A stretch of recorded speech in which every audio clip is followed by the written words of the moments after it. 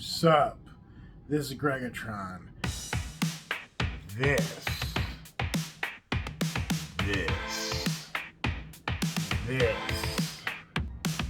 This. This. Look at it. Yeah. Yeah. Look at it. This. Yeah. Yeah. Yeah. Yeah. This is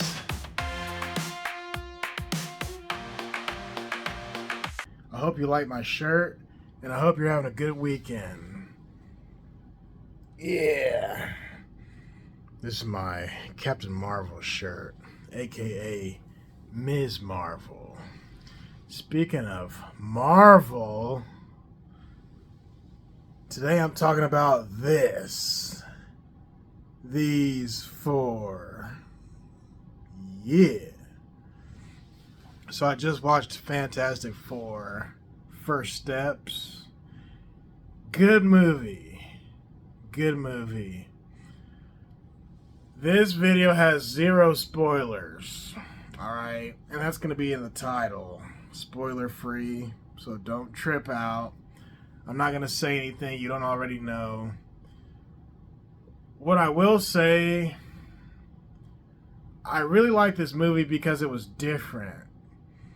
And when I say different, don't freak out. What do you mean different? No. This is different in a good way. For the longest time, the MCU was falling off. They were going downhill ever since after Infinity War. So I had superhero fatigue for a while, and I still kind of do to a degree, thanks to the MCU and other things. So the fact that they were getting stale was one thing. This movie was very much needed for Marvel to, I guess you could say, get back on its feet. Because that stuff was getting stale. I like this movie because it takes place in a totally different universe. The universe we all know and love is the 616 universe. That's the one with Iron Man 1, the Captain America movies, Winter Soldier, all that good stuff, Thor. Well, this universe here is 818 or 828, one of those 800 universes. So they established that right off the bat. And I really appreciate that. Because we don't have to have any connection whatsoever to the MCU. So that was nice. It's also established that in this universe, the Fantastic Four, they're loved by the community. They're loved by New York City. And it's established they're almost, I guess you could call them like celebrities.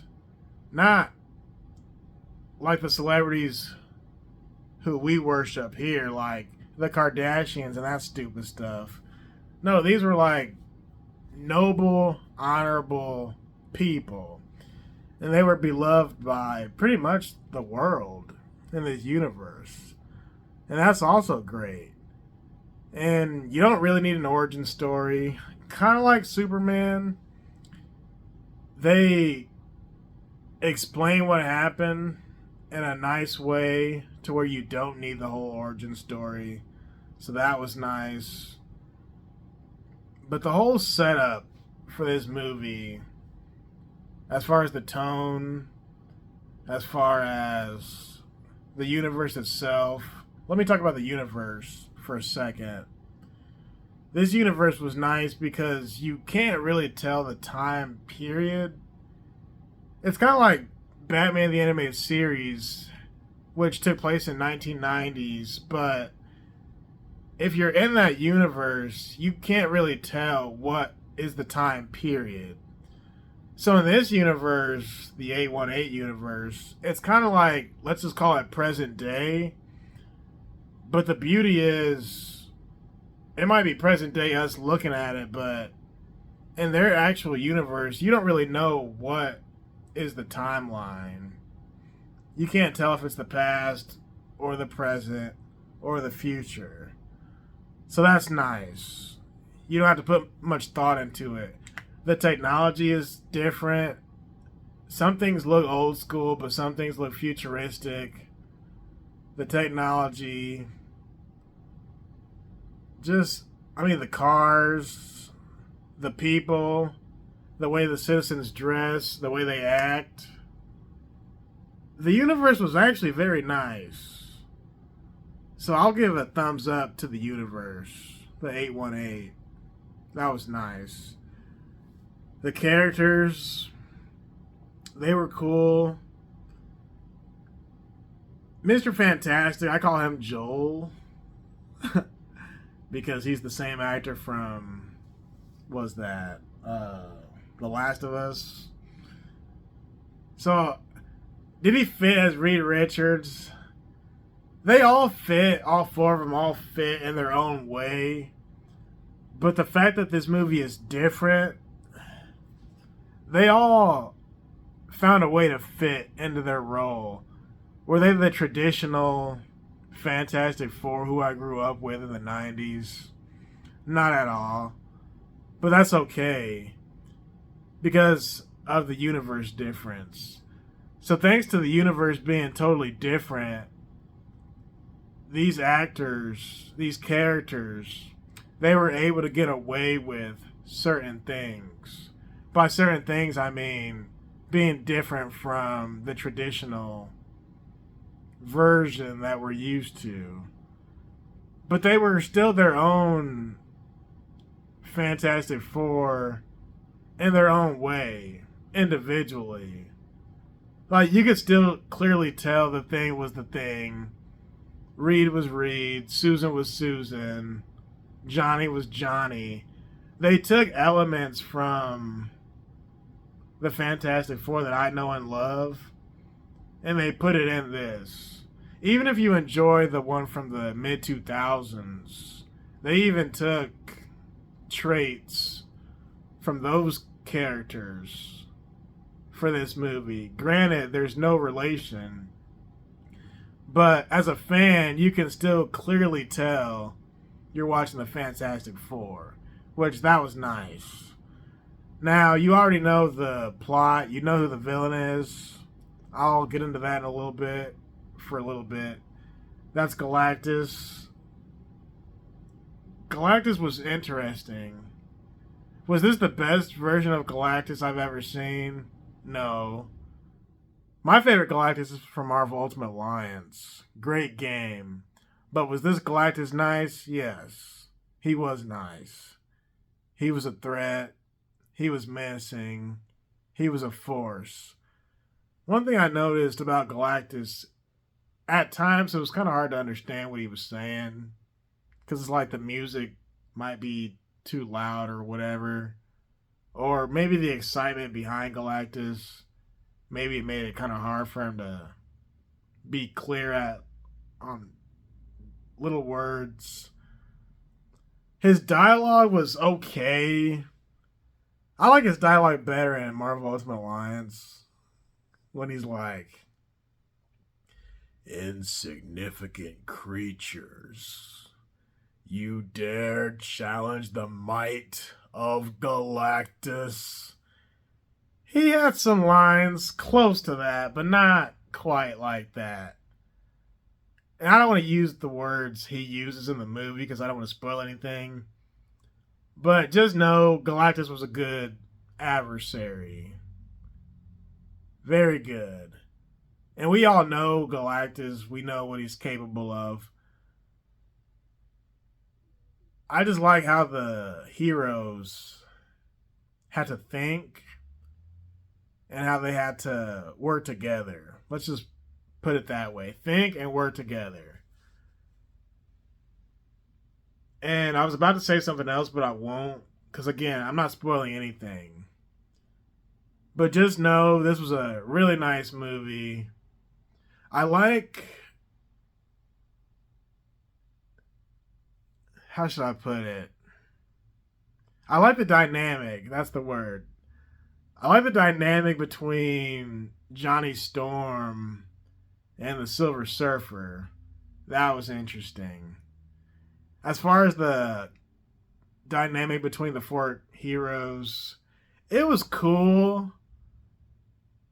Like they had their little moments where like Ben and Johnny would kind of fight. Not like I'm used to in the 90s, but those moments were still there. The moments between Reed and Susan, as far as the husband and wife aspect, those moments were there. But it's almost like some of those moments were lacking. Like, I needed more of that. I needed more of that family. How should I put it? I needed more of those family moments. Now, there were good family moments.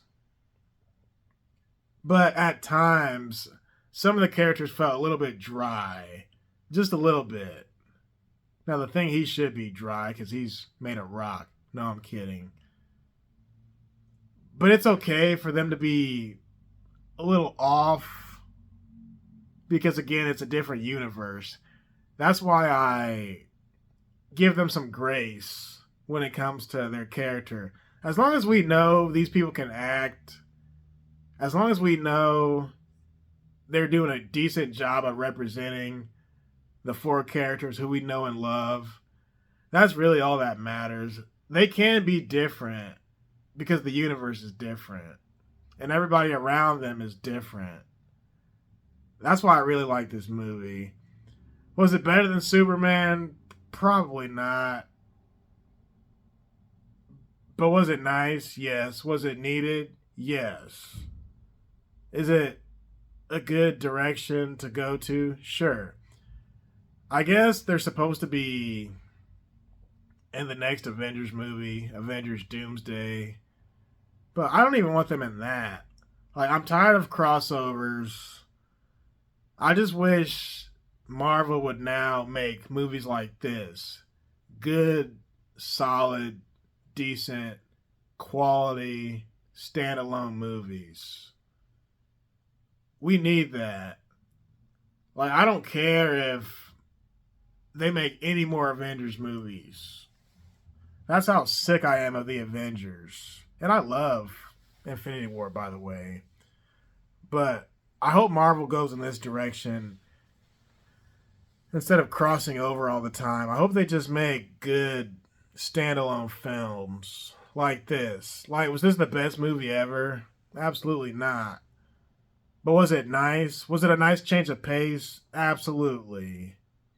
They even had a little robot, like the robot on the Jetsons. That was cool.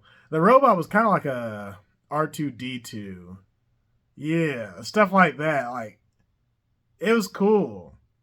Now, there's a lady in the movie who Ben kind of liked. I kind of wish, excuse me, I kind of wish that went on a little bit more. We all kind of knew he liked her. I kind of wish we had a little bit more of Ben struggling with his condition, his situation. And I kind of wish we had more moments with Reed and Ben. We had good moments with Reed and Susan. But as far as the four of them, that's about as far as it goes. And we had small moments with Johnny and Ben. But it was a good movie. It was a good movie. I didn't watch any reviews. I didn't read anything about it. The only thing I knew about this movie was the teaser trailer that I was given at the movie theater. So, and I don't even know if I can rate this movie, to be honest, because it was just so different. It felt unique. I really like the townspeople, too. The townspeople. The citizens of New York. And I also liked how they were in the media a lot. Like, they were holding press conferences about what's going on. But let me say this. I like Reed how at times he would say, I don't know, or I got nothing. Was this Reed smart? Oh, yeah, he was smart. He was very smart.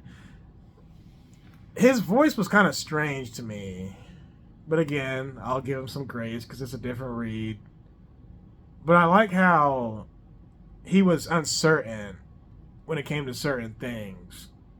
That showed a weakness, which is okay because it shows that Reed can't do everything. He cannot do everything himself. But was he brilliant? Oh, yeah, he was brilliant. But not one character really overshadowed the others, which is great. That's what I didn't like about the X-Men movies. Wolverine overshadowed everybody. And in the Avengers, Tony Stark overshadowed everybody. Whereas for the most part in this movie, all four of them were about equal. 25, 25, 25, 25. So it was good. I recommend y'all watch it. And that's all I'm going to say. There's nothing else to it. Great characters. Were they lacking? A little bit. But they were all good in their own way. They were good. Good movie. Will I get the DVD? Yes. I will get the DVD. So you ain't got to worry about that. Yes, sir. All right. I'll talk to y'all later. And peace.